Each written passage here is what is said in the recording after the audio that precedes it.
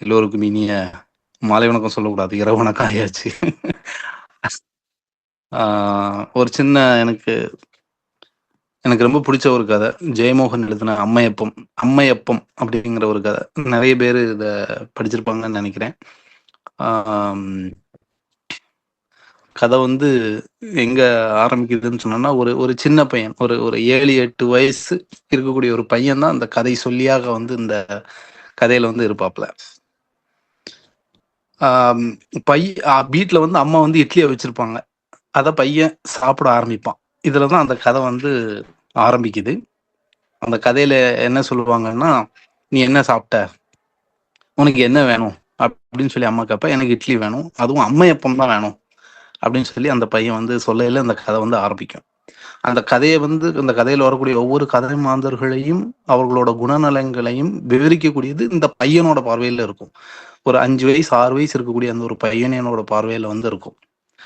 அப்போ உனக்கு இட்லி வேணும்னா என்ன இட்லி வேணும்னு கேட்டோம்னா இவன் சொல்லுவான் அம்மையப்பம். அம்மையப்பம்னா என்னதுன்னு கேட்டான்னா, அந்த இட்லிய வந்து குட்டுவத்துல அவிச்சு, ஆம், மேல 4 இட்லி இருக்கும். அதுல இட்லி வந்து வெந்துட்டான்னு பார்க்கறதுக்காக ஒரு இட்லியில மட்டும் அம்மையோட கை விரல் வந்து பதிஞ்சிருக்கும். பாக்கி 4 இட்லியும் சும்மா இருக்கும். ஒரு இடத்துல மட்டும் அம்மையோட கை விரல் பதிஞ்சிருக்கும். அந்த இட்லி இவன் வேணும்னு சொல்லி என்னைக்குமே ஆசையா வாங்கி திங்கக்கூடிய ஒரு பையன். அதுக்கு அவன் ஒரு பேர் வச்சிருக்க பேரு தான் வந்து அம்மையப்பம் அப்படின்னு சொல்லி ஒரு பேர் வச்சிருப்பான். அப்ப எனக்கு அம்மையப்பம் தான்னு சொன்னோன்னே, அம்மா அந்த இட்லிய அம்மையோட கை பதிச்சு அந்த இட்லிய எடுத்து குடுத்து, இட்லியும் வச்சுட்டு வந்து வச்சு சாப்பிட்டுட்டு இருப்பான். சாப்பிட்டுட்டு இருக்கும்போது குட்டப்பன் வந்து சத்தம் போட்டான்னு சொல்லுவான் அந்த பையன். குட்டப்பன் யாருன்னு கேட்டா, அந்த வீட்ல இருக்கக்கூடிய ஒரு நாய். அப்ப யாரோ வெளிய வந்திருக்கா அப்படிங்கிறத பார்க்க வரதுக்காக இட்லிய சாப்பிட்டு முடிச்சுட்டு அந்த பையன் வெளிய வரான். ஒரு வயசான ஒரு ஆளு, தாடியும் மீசையுமாட்டு ஒரு ஆள் வந்து இருக்கிறாரு. அவர் யாருன்னு இவருக்கு தெரியல. இவன் நேரா அவ அப்பாட்ட போய் சொல்றான். அப்பா யாரோ வந்திருக்காங்க அப்படிங்கிறான். அவ அப்பா வெளிய வந்து பார்க்காரு. அந்த ஆளு தலை குனிஞ்சிருக்காரு. அப்போ வந்து இவ 2 பேருக்கு ஏற்கனவே ஒரு அறிமுகம் இருக்கு அப்படிங்கிறத நான் புரிஞ்சுக்கிட்டேன் அப்படிங்கிறான் அந்த பையன். இருந்தாலும் எனக்கு என்ன நடந்துட்டுன்னு தெரியலனால நான் அப்படியே உட்காந்து பார்த்துட்டு இருந்தேன். நான் தின்ன அம்மையப்பத்தோட டேஸ்ட் என் நாக்குல இருந்துகிட்டே இருந்தது அப்படிங்கிற மாதிரி சொன்ன உடனே, அந்த வந்த ஆளும் அந்த பையனோட அப்பாவும் வந்து பேச ஆரம்பிக்கிறாங்க. இதுக்கிடையில அந்த குட்டப்பங்கிற நாய் வந்து குறைஞ்சிக்கிட்டே இருக்கும். நான் குட்டப்பனை போய் பிடிச்சிட்டேன். ஏன்னா அவர் வந்து அவ்வளவு கொஞ்சம் விகாரமா இருக்கிறாரு. அதனால நாய் குறைஞ்சிக்கிட்டே இருந்தது. நான் வந்து குட்டப்பனை போய் பிடிச்சு சத்தம் போடாத அப்படின்னு சொல்லிட்டேன் அப்படின்னு சொல்லி அந்த கதை அடுத்த நாள் நகருது. அதுக்கப்புறம் அவ அப்பாவும் அந்த விகாரமானாலும் பேச ஆரம்பிக்கிறாங்க. அந்த ஆள் வந்து என்ன சொல்றாருன்னா, எடுத்தெடுப்புலே சொல்றாரு, ஐயா அன்னைக்கு நான் தெரியாம பண்ணிட்டேன் பார்த்துக்கிடுங்கன்னாரு. அதனால அப்பா சொல்லுவாரு, தெரியாம பண்ணிட்டேன்னா உனக்கு குடிச்சேன்னா நீ யார வேணாலும் என்ன வேணாலும் பேசுவ. அதனால அவரு சொல்லுவாரு, நான் வேணும்னு பேசல. ஒவ்வொரு மனுஷனுக்குள்ளயும் 7 பிசாசு உண்டுல்ல. அன்னைக்கு ஒரு பிசாசு உங்கள்ட்ட பேசிட்டு, நானும் தெரியாம போய் அந்த மதுவை குடிச்சதுனால ஒரு போதையில உங்கள்ட்ட பேசிட்டேன். அப்படிங்கிற மாதிரி சொல்லுவாரு. அப்ப பாக்கியுள்ள 6 பிசாசையும் காட்டக்கு இப்ப வந்திருக்க அப்படிம்பாரு அப்பா. இல்ல அப்படிலாம் எதுவும் இல்லைங்க. ஏதாவது சாப்பிட்டுட்டு போலான்னு தான் வந்தேன். சரி போ. இனிமேல்லாம் இப்படி பண்ணாத அப்படின்னு சொல்லிட்டு அவ அப்பா வந்து சொல்லுவாரு, நீ சாப்பிட்டுட்டு போ அப்படிம்பாரு. அப்பா வந்து சொல்லுவான், சீ ஆசாரி வேலை பார்க்காம சாப்பிட மாட்டான் பார்த்துக்கிடுங்க. நம்ம கையில இருக்கிறது சரஸ்வதி இல்ல அப்படிமா. அப்பதான் தெரியும் அவ வந்தவர் வந்து ஒரு ஆசாரி. அவருக்கு பேர் வந்து கிருக்கணாசாரி. பேரே வந்து கிருக்கணாசாரி. ஆஹ் நீ நீ வேலை செய்து தான் சாப்பிடணும், அங்க சாப்பிட வேண்டாம். வந்து சும்மா சாப்பிட்டுட்டு போறேன்னா சாப்பிட்டுட்டு போ. வேலை செய்து சாப்பிடக்கூடியது வேண்டாம் அப்படிங்காரு. என்ன இப்படி சொல்லிட்டியோ? நான் எப்படிப்பட்ட வேலைக்காரன்னு உங்களுக்கு தெரியும்லா அப்படின்னு. ஆமா நீ எப்படிப்பட்ட வேலைக்காரன்னு எனக்கு தெரியும். நான் நல்ல கோட்டு வீட்டுல நீ போன வாரம் என்ன வேலை பார்த்தேன்னு எனக்கு தெரியும். என்ன இப்படி சொல்லியா? என்ன பத்தி ஏதாவது தப்பா உங்கள்ட்ட சொல்லிட்டாங்களா? நீ கோட்டு வீட்டுல போய் என்ன செய்த அப்படின்னு கேட்பாரு. அது அவங்க ஒரு கண்ணாடி இலகி இருந்து கண்ணாடிக்கு சட்டம் இலகி இருந்துன்னு சொல்லி என்கிட்ட தந்தாங்க. சரி அதுக்கு நீ என்ன செய்த? இலகுனா ஆப்பு வைக்கதான் ஆசாரியோட வேலை. ஆமா. உடனே நீ என்ன செய்த? அது நான் வந்து கண்ணாடிக்கும் அந்த சட்டத்துக்கு நடுவுல ஒரு ஆப்பு வச்சேன். ஆப்பு வச்சு அடிச்சேன். அடிச்ச உடனே என்ன ஆச்சு? சட்டம் கூட்டிட்டு ஆனா கண்ணாடி உடஞ்சு போச்சு. அதுக்கு நான் என்ன செய்வேன்? ஒரு விவரம் ஆசாரி இப்படி செய்வானப்பா. அது பெல்ஜியம் கண்ணாடிலாம். நீ இப்படி பண்ணிட்டு இப்ப திரும்ப என்கிட்ட வந்து வேலை கேட்கையா அப்படின்னு சொல்லி கேட்பாரு. அதனால இவன் சொல்லுவான், அது பெல்ஜியம் கண்ணாடி கண்டிப்பா கிடையாது, பெல்ஜியம் கண்ணாடினா உடையாது பார்த்துடுங்க அப்படிம்பார். அதனால அப்பா, நீ கிறுக்கனா, இப்போ நான் உன்கிட்ட பேசுனது என்னோட தப்பு. போய் வீட்டுல பின்னாடி போ, ஏதாவது இருக்கும் அதை சாப்பிட்டுட்டு நீ போ. ஆனா உடிய மட்டும் நீ வெளியே எடுத்து இங்க ஏதாவது வேலை பார்த்தோன்னா கொன்னே போடுவோம் அப்படின்னு சொல்லிட்டு அவர் வெளியே போயிடுறாரு. அப்ப இந்த திரும்ப பையன் சொல்றான், அந்த குட்டப்பாசாரியை கூட்டிட்டு வீட்டுக்கு பின்வாசலுக்கு போறான். அம்மிட்ட போய் ஆஹ், ஒரு தாத்தா சாப்பிட வந்திருக்காருன்னு சொன்னோன்னா அம்மா அவனுக்கும் இட்லியை கொண்டு வைக்காங்க. இட்லி கொண்டு வச்ச உடனே அந்த ஆசாரி வந்து பையன்கிட்ட கேட்கிறார், கொச்சுமோன், அந்த சின்ன பையனா இருக்கனால கொச்சுமோன்னு கூடுவாங்க. கொச்சுமோன், நீ என்னத்தை சாப்பிட்ட? நான் வந்து அம்மையப்பன் சாப்பிட்டேன் அப்படிங்கிறான் அந்த பையன். உடனே இந்த ஆசாரி கேட்கிறாரு, நான் அம்மையப்பன் சாப்பிடுறது கிடையாது, நான் அம்மை அப்பன் தான் சாப்பிடுவேன் அப்படிம்பாரு. அம்மை அப்பன்னா யாரு? நான் அது உனக்கு பிறகு என்னன்னு சொல்லி தரேன் அப்படின்னு சொல்லி அந்த இட்லியை கொண்டு வைக்கிறான். அப்ப இட்லியை கொண்டு வைக்கிறது யாருன்னா, அந்த வீட்டுல வேலை பார்க்கக்கூடிய ஒரு வேலைக்காரி, தங்கம்மை அப்படிங்கிற ஒரு வேலைக்காரி. அந்த வேலைக்காரிக்கு இந்த ஆசாரிக்கு சூட்சமெல்லாம் தெரியும், இவன் எப்படி எப்படி வேலை பார்க்கான். அந்த ஆசாரி அப்படின்னா ஒரு வயக்கு வேலை வேலை சார், எதுக்கு ஏதாவது செய்யக்கூடிய ஒரு ஆசாரினால அந்த தங்கம் வந்து கிண்டல் பண்ணுங்க. கடைசியில் எங்கேயும் சாப்பிட வந்துட்டியா நீ, சரி சட்னி சாப்பிட்டுட்டு கிளம்பு அப்படிங்க. இவன் வந்து கடகடான இட்லியை சாப்பிட்டுட்டு வீட்டு பின்வாசல்ல போய் கை கழுவும் போதே அந்த பையனுக்கு அம்மாட்ட சொல்லுவான், அங்க ஒரு பலாமரம் நிற்கும், அதை பார்த்துட்டு நல்ல அழகான தடியாங்கும், ஏண்டெல்லாம் கொடுத்தேன்னா இப்ப நான் வந்து இதுல அழகழகா உங்களுக்கு கச்சலும் பீரோவும் செய்து தந்துரும் அப்படிமா. உடனே அந்த தங்கம்மா வந்து நான் கிண்டல் பண்ணுவோம், ஆமா நீ செய்யுது எப்படின்னு தெரியும், நீ செய்த கட்டில படுத்து முதுகு உடையதுக்கா, நீ மாதிரி இடத்த காலி பண்ண அப்படிமா. அந்தால அவன் சொல்லுவான், இல்ல நான் சாப்பிட்டுட்டேன், கை நினைச்சிட்டேன், ஏதாவது வேலை செய்யாம என்னால போகவே முடியாது அப்படின்னு சொன்னோன்னா அவங்க அம்மா சொல்லுவாங்க, இல்ல அவரு வந்தா ஏசி போடுவாரு, நீ போங்க அப்படின்னு சொன்னோன்னா அங்க சைட்ல பார்ப்பா மூங்கில் நிறைய இருக்கும். சரி இந்த மூங்கில் எதுக்கு இங்க போட்டிருக்கீங்க? அது ஒரு யானி கூட்டலான்னு இருக்கேன்.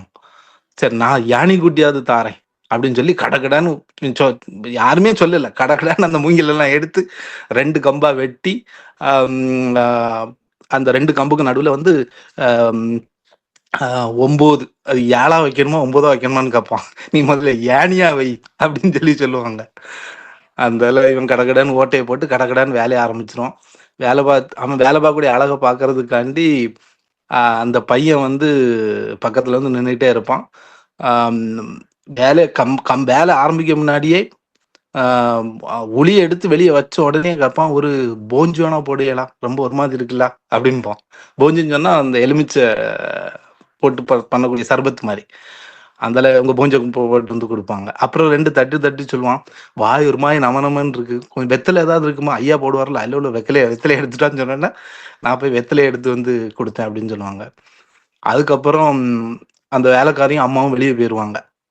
அப்பா இவன் வந்து சொல்லுவான், இந்த பையன்ட்டு சொல்லுவான், அப்பா அடிப்பார்ல சுருட்டு, அது அங்க உள்ளதான் இருக்கும், அதுல ஒரு ஒண்ணு எடுத்துட்டு வா, நமக்கு வேலை ஓடணும்ல, டக்கு டக்குன்னு முடிச்சு போடுறேன் அப்படின்னு சொன்னா இவன் போய் சுருட்டு எடுத்து கொடுப்பான், அதையும் வந்து குடிப்பாப்புல.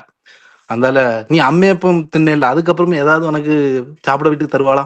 அது எனக்கு முறுக்கு இதெல்லாம் தருவாங்க, அதுல 2 எடுத்துட்டு வா, டக்குன்னு வேலை நடக்கும்ல அப்படின்னு சொல்லி இந்த பையனு கூட வேலை நடத்திட்டு இருக்கும்போது நீ அம்மையப்பன்னு சொன்னல, அது என்னது அப்படின்னு சொல்லி கேட்பான். அம்மையப்பங்கிறத வந்து நான் செய்து காட்டுவேன், உங்க வீட்டுல போய் ஏதாவது ஒரு மரசாதனம் இருக்கா பாத்துட்டு வா அப்படின்னு. அந்தால இந்த பையன் நேர வீட்டுக்குள்ள போய் அம்மா உட்காரக்கூடிய ஒரு பலகை எடுத்து கொடுக்கலாமா, அப்ப அதை எடுத்து வெளியே கொடுத்து அம்மா வீட்டுக்கு சண்டை வந்துடும் சொல்லி நேர பூஜை ரூமுக்கு போய் அங்க வந்து சந்தன மனம் ஒண்ணு இருக்கும். சந்தன மனம்னு சொல்லக்கூடியது இந்த தெய்வத்துக்கு, அந்த வீட்டுல அரங்குல தெய்வத்துக்கு படைக்கக்கூடிய ஒரு அந்த தட்டு மாதிரி, அதை எடுத்து கொண்டு வந்து வெளியே கொண்டு வந்து இந்த ஆசாரிகிட்ட கொடுப்போம்.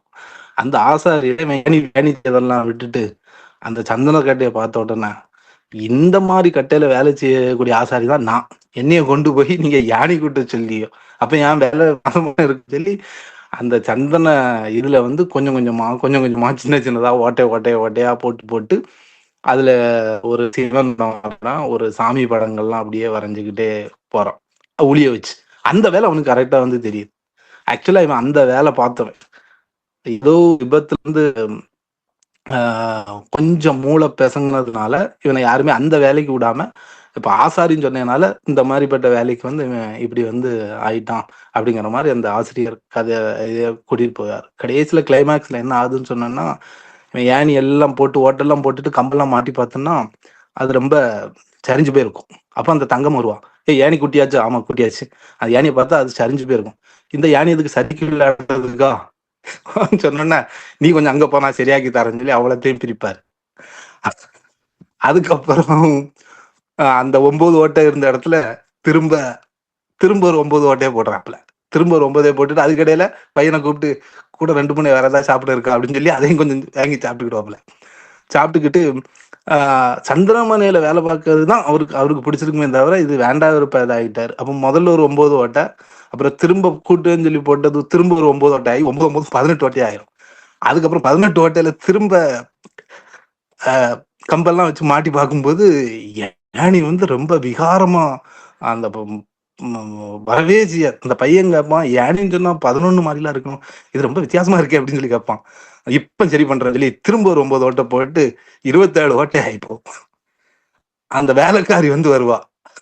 வேலைக்காரி வந்து அவ அம்மையை கூப்பிட்டு சொல்லுவா, அவ அப்பா வரக்கு முன்னாடி எப்படியா பேரு, இது வந்து உன்னை யானி வைக்க சொன்னா நீ தேன்கூடு செய்து வச்சிருக்க, இனி இதை வந்து நடு தோட்டத்துல நம்ம வந்து நட்டு வச்சோம்னா இல்ல தேனு கூடு கட்டைக்கு தான் இது லாய்க்கப்படும் அப்படின்னு சொல்லி அவ வந்து சொல்லுவான். அதனால அப்பவும் என்ன சொல்லுவான்னா, நம்ம கையில இருக்கிறது சரஸ்வதி அங்கம், கொஞ்சம் வெயிட் பண்ணுங்க, இப்ப நான் என்ன பண்றேன் பாருங்கன்னு சொல்லிட்டு நீங்க கொஞ்சம் உள்ள போங்க, நீங்க இருந்தா எனக்கு வேலை ஓடாது அப்படிம்போம். கொச்சுமோன்னு இருக்கட்டும், நீங்க இருந்தா எனக்கு வேலை வராதுன்னு சொல்லிட்டு அந்த 27 ஓட்டைக்கு கூட திரும்ப ஒரு 9 ஓட்டையை போடுவோம். போட்டப்ப பார்க்கும்போது அந்த அந்த 2 களியும் வந்து கொஞ்சம் கொஞ்சமா உடைய ஆரம்பிக்கும். ஏன்னா ஓட்டை கூடி போனதுனால உடைய ஆரம்பிக்கும். அதனால இவன் என்ன பண்ணுவான்னா, அந்த சந்தனமய வந்து அந்த கொச்சுமோன்ட்ட கொடுத்துட்டு, நீ வந்து அம்மையப்ப வந்து சாப்பிடும்போது இனி இந்த தட்டுல வச்சுதான் சாப்பிடணும், நான் இப்ப வந்துருவோம் பார்த்துக்கோ, எனக்கு வந்து அடிவயிறு முட்டு, நான் இப்ப வந்துருவோம் பார்த்துக்கோன்னு சொல்லி ஒளியெல்லாம் பையில எடுத்து வச்சுக்கிட்டு வீட்டு முன் வாசலோட போகாம பின்புறத்தோட எட்டி சாடி ஓடத்துல வந்து ஓடிடுவாப்புல. அப்போ அவங்க அம்மா வந்து கேட்பாங்க, அவனை எங்கன்னு கேட்டா, இப்போ வந்துருவார் டாக்டர், இப்போ வந்து ஆசார் நமக்கு பண்ணி தந்துருவாருன்னு அந்த பையன் சொல்றதுல வந்து கதையை வந்து முடிச்சிருப்பாங்க. இதுல வந்து அந்த ஆசிரியர் சொல்லக்கூடிய அந்த மொழி வளம், ஒருத்தன் வந்து எதுல தேர்ந்தவனா இருக்கான் அப்படிங்கிறத விட்டுட்டு அவனை வேற ஒரு வேலை செய்யும்போது அவன் வந்து நிரூபிக்கவும் வேணும், அவனுக்கு அது தெரியவும் அப்படிங்கிற அந்த பதட்டத்தையும் அந்த விதத்தையும் வந்து ரொம்ப அழகா வந்து கடத்துவாரு. ரொம்ப பிடிச்ச ஒரு சிறுகதை, எல்லாரும் படிங்க. எழுதியவர் வந்து ஜெயமோகன் அவர். சிவா, கதையோட உங்க தமிழ் அழகு சிவா. ஐயோ, கேட்டுக்கிட்டே இருப்பான் போல இருக்கு சிவா. சிவா, ஏணி செய்ய சொன்னா தேன்கூடு செஞ்சு வச்சிருக்கா. இந்த கதையில வந்து ஒரு எமோஷனல் பார்ட் வந்து இருக்கும். எப்படின்னா, அந்த ஆசாரியோட பொண்டாட்டி வந்து அவரை வந்து விட்டுட்டு போயிடுவார். இவர் இந்த மாதிரி யானைக்கோன வேலை பார்த்துட்டு இருந்தாருன்னா யார் அவர் கூட இருப்பா அப்படின்னு சொல்லி விட்டுட்டு போயிடுவாரு. பொண்டாட்டி விட்டுட்டு போய் அப்ப அந்த தங்கம்மா வந்து கேட்பா, உன் பொண்டாட்டி உன்னை விட்டுட்டு போயிட்டாளா? ஆமா, விட்டுட்டு தான் போயிட்டான். ஆனாலும் நான் வீட்டுக்கு அடிக்கடி போவேன், போய் வீட்டு பின்வாசல்ல இருப்பேன், எனக்கு அவ சோறு தருவா, நான் சாப்பிடுவேன். ஒரு தடவை அவ புருஷன் என்னை அடிக்க வரும்போது கூட புருஷன் தான், அதாவது ஒரு எளிய மனிதரோட இயலாமைய வந்து அவரோட வார்த்தைகள் ஃபுல்லா அப்படியே வந்து தெரிக்கும் வலியோட. நான் வந்து பொண்டாட்டி வந்து என்னைய விட்டு போயிட்டான், பட் அவ வீட்டுக்கு நான் போவேன். அவ வீட்டுக்கு போகும்போது அவன் மாப்பிள்ளக்காரன் என்னை அடிக்க வந்தான், பட் என் பொண்டாட்டி, அவர் சொல்லுவார், என் பொண்டாட்டி என்னைய தடுத்துட்டு என்ன சொன்னான்னா, இனி நீங்க ஏன்னா அவன் வந்து ஒரு கிறுக்கன்னு தெரியாம கல்யாணம் பண்ணிட்டா, பட் அவன் வந்து ஒரு மனநிலைய இப்படிப்பட்டவன் தெரிஞ்ச பிறகு விட்டுட்டும் போயிட்டா. ஆனா அதுக்கப்புறமா அவனை ஒரு அவன் மேல ஒரு சாப்காரனரோட இருப்பான், இனி வந்தா நீ பின்வாசலோட வரக்கூடாது, நேரம் வந்து இந்த வெளியே திண்ணையில இருக்கணும், நான் சாப்பாடு தருவேன், சாப்பிட்டுட்டு நீ போகணும். இந்த விஷயத்த இவர் ரொம்ப பெருமையா சொல்லுவாப்ல. அந்த எழுத்துல ரொம்ப அருமையான ஒரு மாதிரி சொல்லி, ஆனா அதுல இருக்க வலி அப்படியே நமக்கு சொல்லிடுறாங்க. வலிய வந்து ரொம்ப அழகா வந்து கடத்திருப்பார். அருமை, அருமைப்பா, சூப்பர்ப்பா.